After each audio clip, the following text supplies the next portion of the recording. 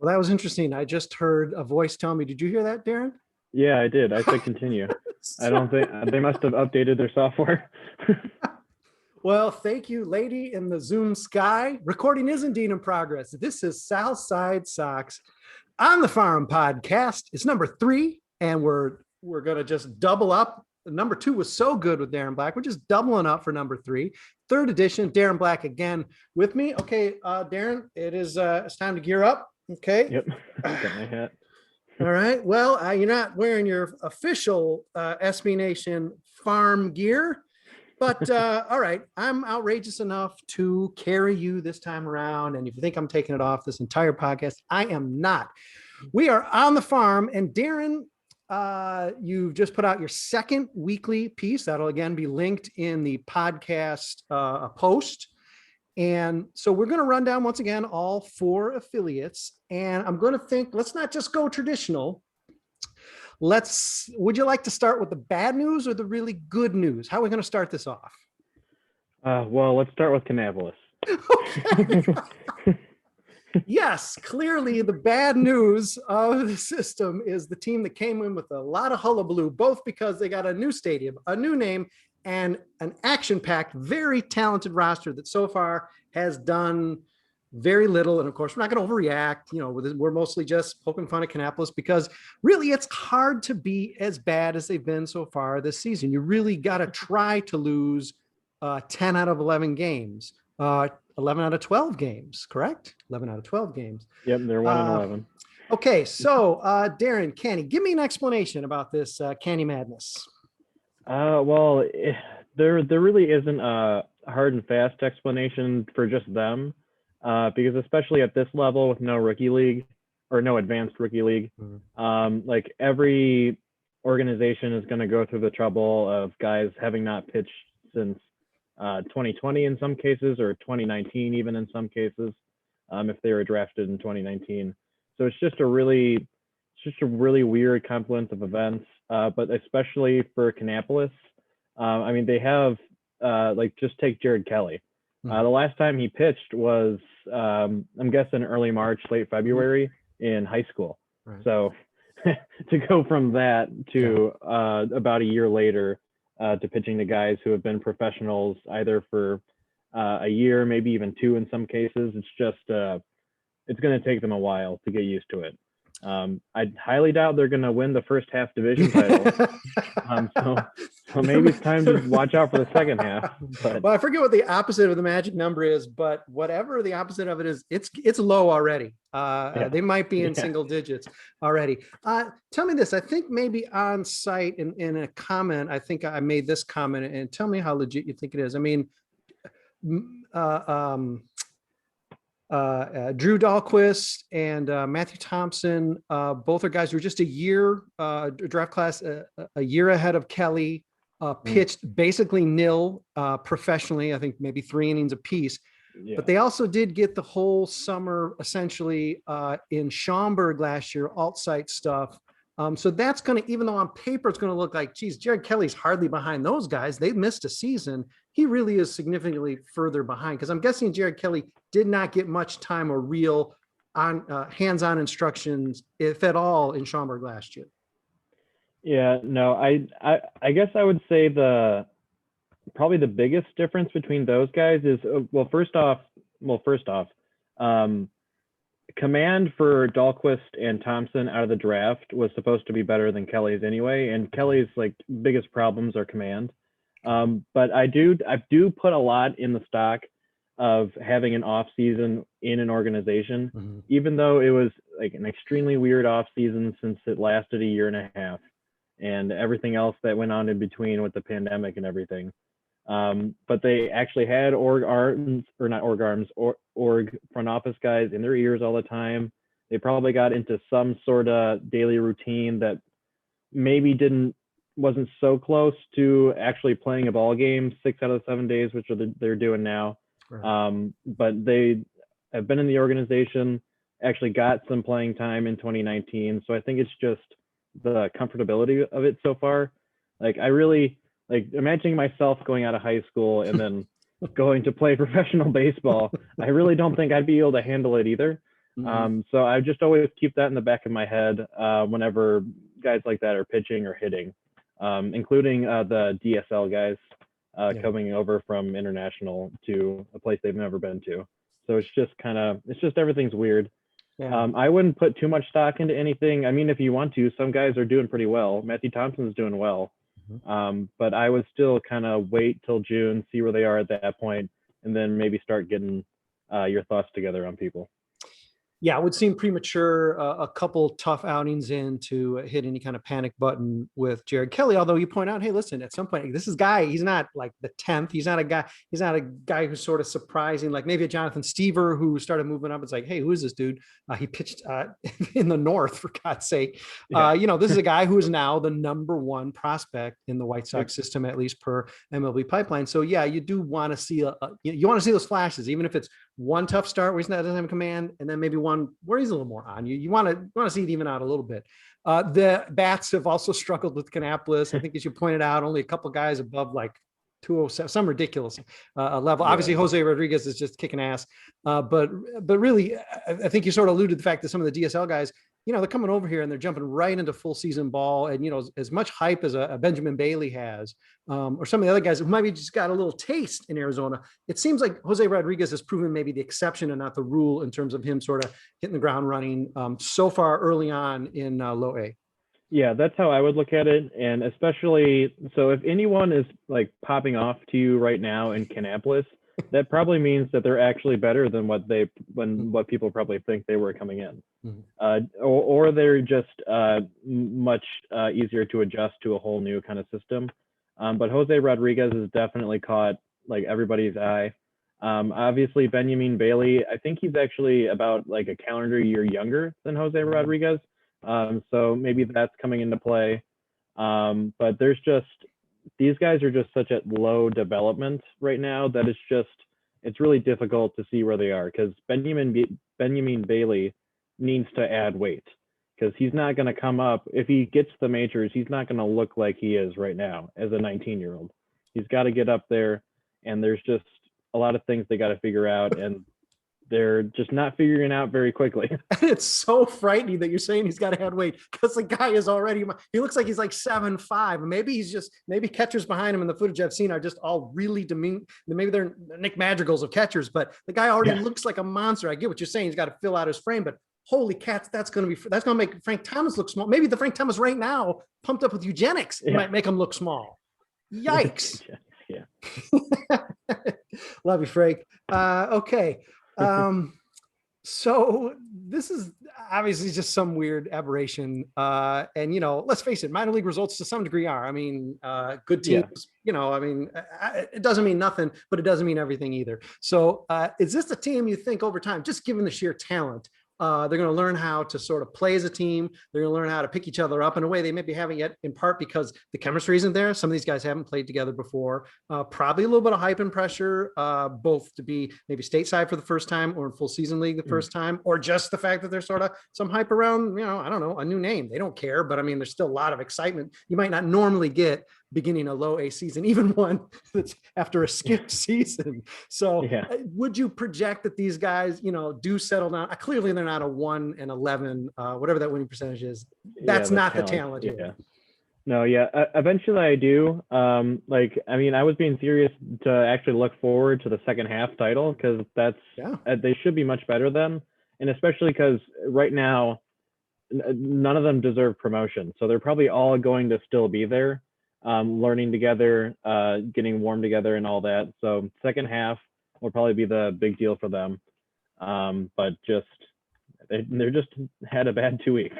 Really bad 2 weeks. Yeah. And before we start, I guess we're going to scale up the system. So before we start scaling up the system, I think we do have to make mention, trivia or not, of Dan Metzdorf, because it does appear that he has been promoted from low A to high A, even though he's had only 2 outings so far this year, and both of them been poor enough to merit cold cat status. So this is sort of a rare situation, even though it's early in the season, that this guy's sort of like on the negative list on 2 different teams, really having only pitched 2 games. And he's like, that does not a reflection of his talent. It's sort of a weird anomaly that, I'm sorry, Dan, you got some down votes for your outing so far. Yeah. I I can't remember his slot exactly where he was paid, but he definitely was under slot to sign other people when he was drafted in 2019. So it's just he's probably an org arm and will go up when like to Winston-Salem when they needed an arm. So I wouldn't actually be surprised if he's back down to Kannapolis or if he even pitches like a game or two in Charlotte, because that's kind of how the White Sox roll with those type of guys. Okay. Yeah, they do that a lot with catcher. And still nothing really turns up. Good. Yeah. Okay, it's been established that we are allowed to just sort of randomly sort of walk away during these podcasts. So I'm gonna do that. Yeah. Grab my drink over here, Darren. Just precedent set. So okay, we are going to scale up because we started at the bottom. So we're going to go to high A in Winston-Salem, a team that's actually doing pretty well. It seems like the pitching's been very strong and the hitting not great, but timely enough to really eke out some wins. The guy I still can't really pronounce the name of, apparently Dan Victor, who is maybe going to be on this podcast with us, I think he's maybe on episode number 4 coming up, is stumping really hard for him, giving us a lot of noise, but then not showing up on the podcast. So what's up with that, Daniel? Jason Belus, I think that's what you said you thought it was? Yeah, Belus. I am unsure too. I'm sorry, Jason, but a great outing in this last week. And a guy that, though, is still up for question whether he's really a starter guy because his numbers get sort of tightened up in a way when he's starting versus relieving, or if he's going to be maybe long-term relief. He's at least putting himself on the radar as a guy maybe we should be watching. Yeah, I mean, this year is really different, so you just need to find guys that can get innings, and he has experience as a starter, so might as well try to get him innings because there's a lot to go around. So in 2019, he started out as a reliever after being a starter in college and in rookie ball. And it was doing really well, like well enough that they wanted to see if he could actually go back to starting again. And he was fine starting, but it didn't deserve a promotion to Winston-Salem or Birmingham, whatever. And now he's back in 2021 to starting, and he's doing really, really well. I think they're only like 5 innings outings each. So that caveat that he's not going super deep into games, but he's striking out half the batters that he sees. That's pretty good. Which is, that's some good talent. But the big key for him, where he struggled in 2019 was his walk rate. He just walked too many people and then wouldn't strike out enough to make up for it. And he's only walking about 5% of batters. I mean, it's only 10 innings so far, so there's a long way to go to see if that creeps up. But if that stays under 10%, that is something to keep an eye on, because the White Sox are really good at finding starters in college and then making them relievers, so then they can do really well once they come up and move a lot quicker. So that's Jason Belos, Jason B. Sorry, Jason B. Yeah, is a guy to keep an eye on for the future, especially if he keeps striking out 50% of the guys they see. Yeah. All right, let's talk about irony, Darren. We've gone years, maybe decades, maybe back to Robin Ventura, I guess Joe Creedy. The White Sox have had no third baseman. We moved Yohan Moncada over from second to third. He starts to look like a guy who could be perennial all-star quality WAR, and not bad on defense either. And so far, early this season, the third basemen in the system have been rolling hard. We're going to talk probably about Jake Berger up in Charlotte. Taquan Forbes is flashing again, 2 weeks worth, something impressive at Birmingham. And the guy you sort of called out, not necessarily called out, but just said, hey, listen, he's going to have to start showing something after a couple down years. Luis Curbelo is a guy who's just kept the accelerator depressed. And is it really possible that what he's showing here could be an indication he is going to work his way back into top 30 lists and really work himself back into being a significant prospect because he's hitting the hell out of the ball? Yeah, sure. So former top 30 prospect, he has the most homers in the farm system right now, any level, with 5, which is very good. He's a bit older for high A, so I would like to see him in Birmingham to play guys that he's more age appropriate with. But I mean, coming into the season, I did not think Luis Curbelo would have 5 homers in 2 weeks. Yeah. So definitely someone that has a lot of pedigree from the past.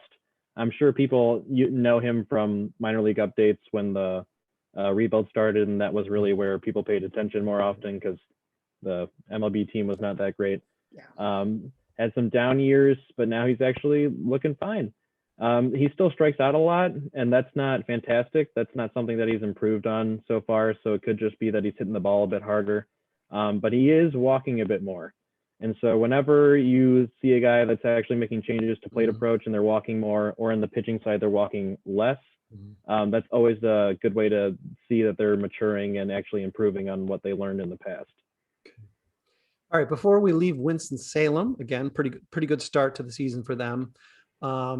Let's talk about a guy that's been hyped. I always like to hype sort of the three amigos of the Cannon and Bennett Souza and Andrew Perez, as sort of this like clump of short relievers who could maybe find themselves all going up the system together, maybe all on the South Side together. But I guess maybe a next wave guy who certainly doesn't lack hype, and I think only this spring has gotten more hype, is Caleb Freeman, a guy that people are tabbing as somebody who could potentially move fast through the system. Again, very small sample size, but are you seeing what you need to from Caleb Freeman to see him as a guy who could be a guy who makes it to the South Side one day in that short relief role?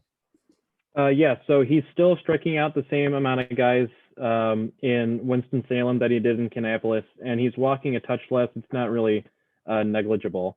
The real actual problem for him was that he would just put too many batters on base to begin with in his early rookie ball. And he's actually going back to his role as a closer. So that's always a good way to note when the organization likes somebody and thinks they're good, is when they're actually getting really meaningful pitching. So it's just still, you just got to wait, keep an eye on him. But I know Chris Getz says that he could see him going up really fast. And I mean, he's got a 180 ERA. So I'm not sure kind of how the promotion works under COVID protocols. I know those are lessening, but I also don't know their vaccination rates in the farm systems. I don't know if that plays a part of it. But I wouldn't be surprised to see Freeman in Birmingham like come June. I know most of the promotions are around the All-Star break, but they specifically said that he's a guy to watch out for promotion. So I would expect it to be earlier. All right, me and Darren are going to get to the good stuff. And believe it or not, I'm talking about Birmingham being the good stuff. We're going to talk about that right after our break. So we'll be back in just a minute. Okay, White Sox fans, it is Southside Sox on the farm. And you can tell we're doing the podcast that's called On the Farm because one of us is wearing our officially issued SB Nation Southside Sox farm gear. Now, granted, the logo fell off, so I'm, call me out too. And, Darren, I didn't notice last podcast that you were wearing Birmingham Barons, correct? Before you took it off. So you were representing. You're representing a traditional way. Yep. Okay. I've got I've got USPS. They deliver mail to farmers. So. Darren, I like you a lot, so I'm going to round you up. Legit wear. Okay. We are on the farm, and we have two affiliates to discuss. We started with the ugliness of a 1-11 start in Kannapolis, skated through to Winston-Salem, who's doing pretty well so far, better than you might have expected. And now we're going to get to the great stuff in Birmingham. 9 out of 12 wins so far. And it's the way they're doing it. And really, I think last podcast, we talked about how well they were hitting and slugging, which is odd for Regions Field, because at the time we talked, they had only played games in Regions Field. But now the starting pitching and maybe the pitching staff as a whole are representing the hell out of that team. And, this team is just, again, for 2 weeks of games, really, really impressed. Yeah, going into this year, I thought Birmingham probably was maybe not the most interesting because that's Kannapolis because of the talent, right. But it was just a mix of guys that I would always keep an eye on, like Rami Gonzalez or Cade McClure, like those guys kind of on the back burners, like, oh, they might be good. Let's see what happens. And then former top prospects like Mike Rodolfo, guys coming off injury. And Connor Pilkington. It's just a weird confluence of guys, and they're, like, for better or worse, most of them are playing really well. I mean, you got some guys that haven't came out and looked as good as they were. Mike Rodolfo is hitting homers, but not really hitting the ball beyond those homers. And then Alec Hansen still has his command struggles. But, I mean, Will Kincannon's doing great. Connor Pilkington's doing great. Rami Gonzalez is hitting the cover off the ball. I know Dan also likes Craig Dedelo a lot, and he is hitting the cover off the ball too. it's just a really weird and interesting kind of team, and it's all just meshing together really well so far. Yeah, apologies to Craig Dedalo. He sort of hit a funny cut, I think, with this last count of MVP votes, where he's actually in the cold cat list. I think he's going to get out of that pretty quick, because it seems like every one of his hits is for extra bases. He has clicked in a way that a lot of the rest of these guys have. I mentioned before Tiquan Forbes. There are guys here who've sort of like wafted their way through the system a little bit. They're sort of at Birmingham. It seems like a few of these guys are at Birmingham simply because of age. Where else are you going to put them? Slight merit maybe, but not necessarily. And, they're taking it and they're like, okay, I'm wearing a AA uniform. Let me play like a AA player. And man, almost to a man, that's been the case, other than a couple guys you mentioned. Now, Connor Pilkington is the MVP for this week, but again, Cade McClure would be considered the MVP or the Cy Young pitcher, I guess, for the system so far this season, with the most MVP votes. So those two guys sort of at the top of this rotation are just killing it. Yeah, and so I'm honestly very surprised about Connor Pilkington because of just how far he had fallen from his third-round draft pick pedigree. And most of that has to do with his fastball, like really decreasing in miles per hour. And he's putting it together so far. He's a guy that has to live. So like Dallas Keuchel starting to die today. He's a guy that has to live on the margins. He's got to hit his spots every day, every time. And if he misses, he has to miss outside the zone or he's going to get hurt with it. And he's doing that so far. He's not really walking a ton of people. The strikeout rate isn't fantastic, but I don't expect him to be a guy that's going to go out there and have, if he does make it to the majors, like 6 innings, 10 Ks. That's not the kind of pitcher he is. Right. He wants to induce low contact, especially on the ground. And he's doing that. Over 50% of the batted balls so far are grounders, and that's perfect for Connor Pilkington. So if that kind of holds around there, then you know that he's actually doing really well. Are the two lefty arms here short relief? No offense to the Cannon, he's just a right-hander. But in Andrew Perez, Platino, and Bennett Sousa, although going into the season, you think Bennett Sousa is sort of 1 and Perez is 1A because Sousa got the fall league assignment. He got the major league invite. Are those two the best short relief lefty arms in the entire system at this point? I would say yes, of the guys that could actually make it to the majors. I think Cody Medeiros is fine, and I'm sure he'll be up in Charlotte eventually.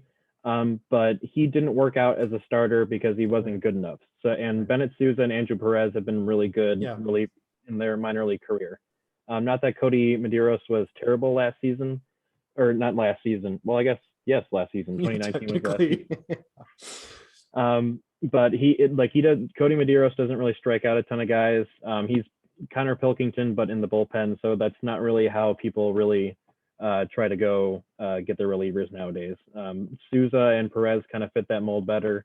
And I don't think the Barons have had many save opportunities because they have been hitting the cover off the ball and their starters are doing pretty well. Right.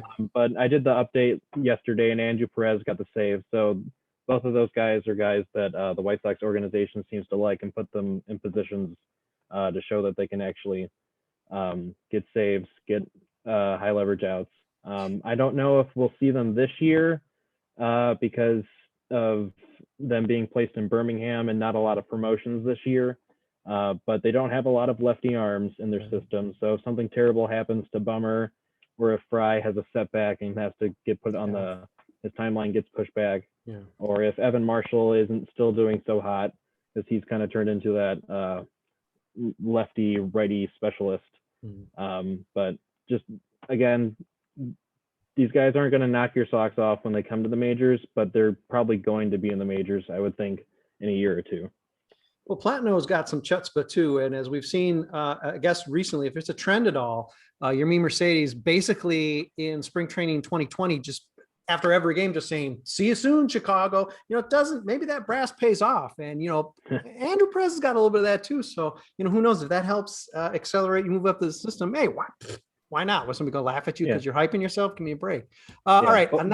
Another guy that we're hyping a lot, and I was really impressed with last podcast. And that guy Dan Victor is like going crazy and hyping too. Like somehow we're like, you know, like trying to keep Romy Gonzalez on the down low. The guy came from left field. I mean, I know you say he played all over the diamond earlier, but I mean, come on, he's a middle infielder now. He's kicking ass.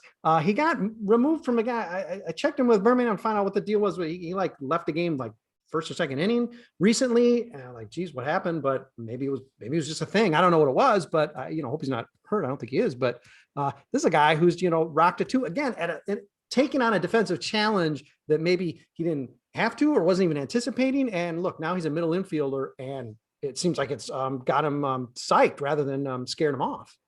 Yeah, I mean, he's playing shortstop now. This is I don't have his college stats handy, so I don't know if he played shortstop. He does have some experience at second, but this is the first time in his professional career he's playing shortstop, and he just hit 500 for the week last week. So he's clearly not having a problem with either so far. And I mean, he hit the cover off the ball in rookie ball and with Kannapolis in 2019. And he became a guy kind of like in the mold of Taquan Forbes when the Sox got him a couple years back. He's not top 30. Just keep an eye on him, because sometimes top 30, outside the top 30 guys make it to the majors. And he is, again, he has a really good bat, and he keeps proving it over and over and over again wherever he goes. So it's really unbelievable how well he's doing. He's 4 homers, batting .438, 274 WRC plus right now. It's fantastic. Yeah. Okay, Darren, last podcast, we took some dirty back roads, very bumpy ride going to Birmingham. Then I think we parasailed into Kannapolis because they were just so bad. I didn't want to catch whatever disease they had going through the locker room. No real travel together this time. So let's just take it straight. Let's go to Charlotte now, a team that's basically just split their games. It's about maybe even better what you'd expect, because this is a very strange mix of players, and a lot of them, 4A type guys and filler, which I guess is sort of more and more the role of AAA these days, rather than being the prime level only. But Gavin Sheets still maintaining his sort of MVP status with another strong week. He and Jose Rodriguez are the two guys who have really stood out among any of the hitters in the organization. We're not going to talk about Gavin because he's made his case for potentially maybe even a short-term call-up, who knows? But the guy that I think the White Sox are really rooting could get called up. I'm sorry, Luis Gonzalez. He's got a couple shots, not really gotten shots in the majors yet, really, but he's been called up a couple times, is Blake Rutherford. And this is a guy who seems to be playing more left field now, which obviously doesn't necessarily help his case. But what he is doing is he's starting to slug, not necessarily homers, but he's putting balls in the gap, getting extra bases, and he put together a fantastic week. I mean, he's really hitting for average so far, and he actually does play an outfield spot and has played an outfield spot his entire professional career. Go figure. So we can't call him up. Yeah, I think that's a plus, because they have a couple of guys they put out there in the majors right now that haven't until like a month ago, or in Danny Mendick's case, like 3 days ago. But I mean, he's really doing well so far. I did make a note in the weekly update that he is still hitting a lot of grounders, and he is still hitting it. Not that it's necessarily bad that he's hitting it to the opposite field, but he's also not really pulling the ball, which means he's probably not hitting it all that hard right now. So it's still something to watch. He's still hitting it where people aren't. And that's, it seems like a White Sox thing to do right now, because in general, they're not hitting a ton of homers, but they keep hitting it literally wherever people aren't. Yeah. But yeah, I mean, their whole entire outfield that could actually make it back to the majors are doing really well right now in Charlotte. Luis Gonzalez just got activated from the IL, and he put together a decent game yesterday. And then Gavin Sheets, like you said, he's hit 3 homers already this year, doing really well. So, I mean, once the White Sox need bats, reinforcements in the outfield, the guys in Charlotte are proving that they should get a shot.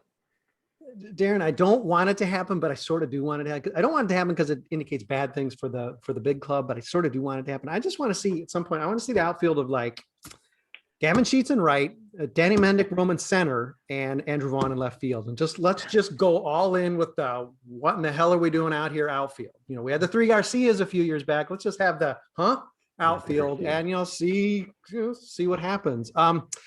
Okay. Let's talk Jake Berger. Jake, another guy who's proving, again, extremely small sample size, and a guy who hasn't played in like 18 years, but he hits, and it does seem like he's back to being a hitter. And even better, and I don't think this is being too selective because he hasn't like piled up errors, but it seems like more often than Charlotte is tweeting out highlights of Jake Berger, hitting a double to the wall or double off the wall, is some pretty cool, pretty snappy, like backhand play, long throw across the diamond. The guy looks like, though we all had our doubts, and it helps that he lost a considerable weight and has really, really retrained himself to be a guy who is ready to step into the major leagues. And he might be that guy on both sides of the ball. Yeah, he's had a couple lead gems that Charlotte showed out, and he looks comfortable out there, both at the plate and at third, which is fantastic for a guy that hasn't played in 4 years. He hit 200 points better this week than he did last week. He did show that leather this week too, but he's just really a fun story. I didn't, heading into the season, I didn't think we would see him in the majors ever, just because obviously he hasn't played in 4 years, everything else. But I mean, just the fact that he has a WRC plus right at average right now is just something otherworldly. And he's already improved in week 2.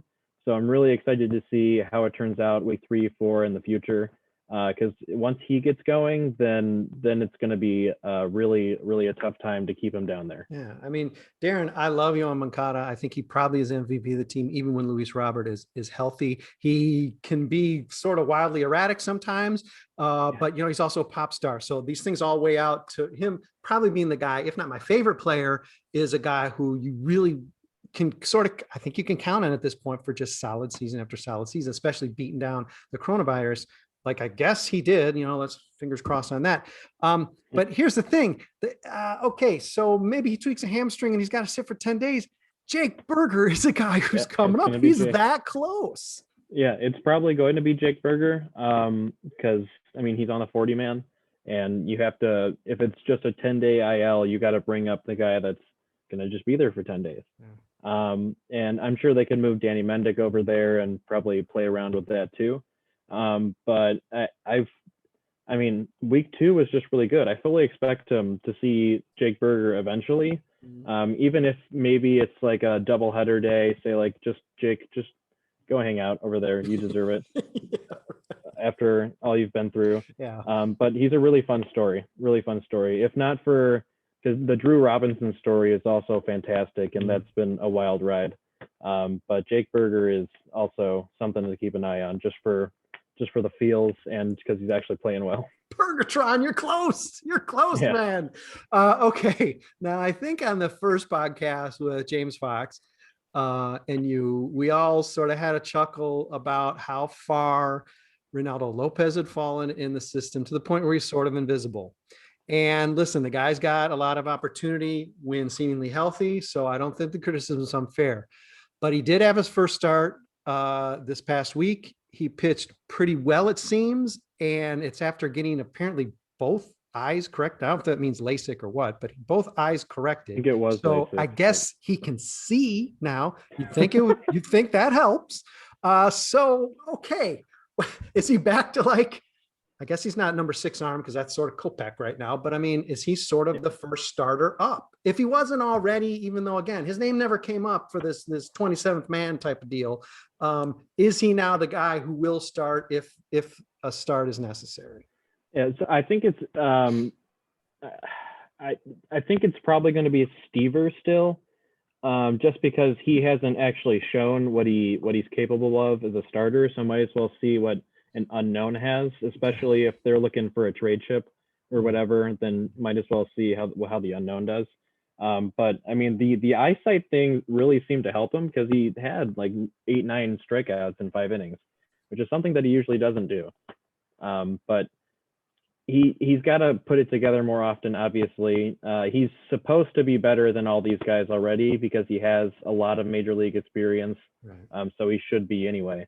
But again, a starter is going to get hurt or they're going to get really tired later in the season. So you need to have a lot of arms. That's not me being like, oh, the White Sox they always get hurt. That's just every single baseball team.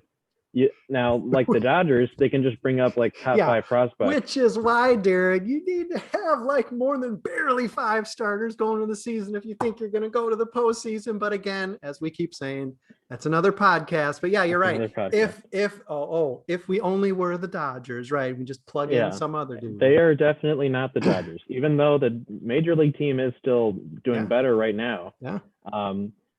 Eventually, you're going to see Reynaldo Lopez with the White Sox again. Hopefully, it's not for a really bad reason, for like a 60-day IL kind of thing. But we will probably see him eventually. Another guy on that short list that will once again issue the parental discretion warning. This is a very small sample size this season, but Jimmy Lambert, a guy that even I think again citing we keep talking about people around this podcast. Come on, guys. Come join us. There's plenty of room. Look, all around the screen, there's plenty of room. James Fox had mentioned was maybe going to be perhaps in the second half, like a Kopech role. And he still obviously could be doing that. But so far, a little sluggish out of the gate. Flashes of concern there for you?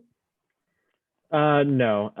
I do not have any concern, or I am not too excited, only 2 weeks through. All right. I mean, there are like fun things like Luis Curbelo, 5 homers. That's fun. Like, it's just fun. But I won't start criticizing or being worried or being really excited about somebody until probably mid-June, after they get 30 games in. And then some stats start to normalize to see where they are. But I'm not worried about him. He's coming back from an injury last season. So he has to just kind of work himself back up. So he didn't go through a normal off season, even though it already wasn't really normal to begin with. He's just coming back from injury. It takes a while to get through. I'm sure if they had rookie leagues, he wouldn't be in Charlotte. I'm sure they would probably put him in Birmingham or Winston-Salem, kind of just have him throw a couple innings down there and then call up until you get to Charlotte. And then you can throw 5 innings a day, or at least 5 innings a day. But I'm not really worried about him right now. Listen, everybody, Darren isn't even concerned, excited. He's just passé right now about this whole season. And these shows have already been so good and so fun, and hopefully fun for you to listen to. So imagine what's going to happen when he starts to get a little agitated, a little frustrated, a little cynical, a little sarcastic. Right now, see, I'm doing the tricks with the hat, see, because I got to try to, put a little bit of gas into these. But I'll be going bareheaded soon, because we're going to get the feist coming from Darren. And besides that, every week I tell Darren, well, probably going to be somebody else doing the farm thing with me next time. You know what? But Darren's a weeble wobbles. He just doesn't fall down. I mean, he's always coming back. He's always here on a Monday, and we're talking farm. So maybe next week, I know Dan Victor is on the short list. Plus he keeps sniping. He's like doing like Twitter sniping, like, that was, I had this prospect much higher. And I'm like, Dan, you had a vote. Taylor Barnell. Or, hey, Romy's going to be a lot higher. Yeah. Okay. So Dan, come on. We'll get you on soon. Yeah. Make your case. Julie Brady on the short list. Apparently she just put do not disturb messages for me, because she's like focused on law school, focused on the dash, whatever, but she got to join us soon. We got a lot of people are going to hopefully be joining over the course of the year. But Darren, I think you're just going to be in the room. Maybe one time I'll just have you on, and we're going to mute you, and we'll just watch your face react to some of the things said. But I do think Darren's probably going to be, with us for by far the majority of the shows, if not every one of them, as long as he'll have me wearing dumb hats and trying to put pressure on him about it. But that could start with next week, or maybe a couple of weeks from now. But Darren, you'll be back real soon. And, thanks again for the very hard work that goes into these weekly and even coming up on monthly updates. It's perhaps sometimes unforgiving work, especially early in the season when there's no trends. Your data's not telling anything yet. You're just trying to like squeeze a little bit out of what you're getting so far. And so far they've been fun reads. It's as if we're already mid-season. So thanks for doing that. And they've been great reads so far. Yeah. I mean, I'll keep doing them every week and every month. They'll be there. You got the space. We're not going to run out of column inches. You got the space. You are on the interwebs. You have all the space you need. Okay, minor league updater on Sundays and Tuesdays, and of course, weekly guy and monthly guy for us as well.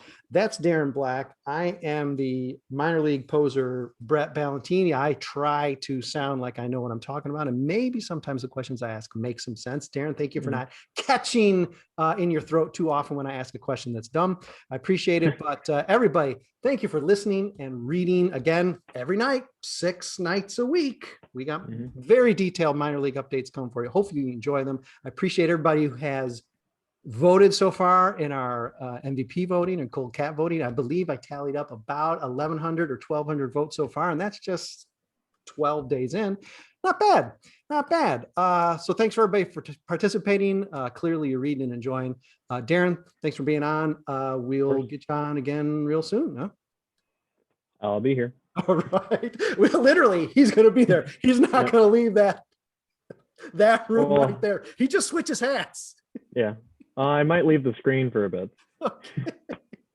All right. Before Danny Mendick hits another grand slam, we will sign off, and we'll see you again in a week. Thanks, everybody, for listening.